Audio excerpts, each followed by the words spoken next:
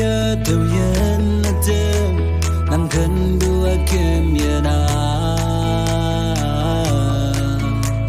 nang libu madaling dem o kawang nang yong ne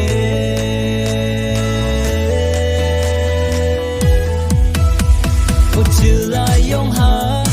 iga sao ma krista ka sao awaling laksi nang ye ling ma nang ye yong ma au hi yong ma wang mui ten laksi teman duit sao ya krista ma aye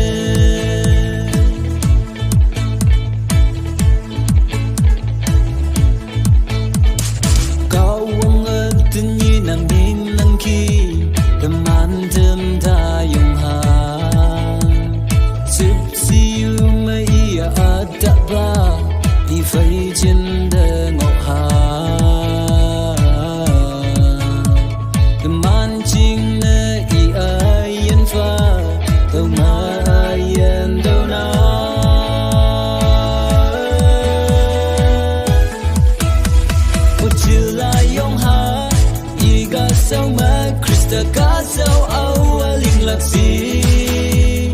nang ye ling ma nang ye yong ma au hi yong ma wang mui ten laksi teman duit sao ya krista ma aye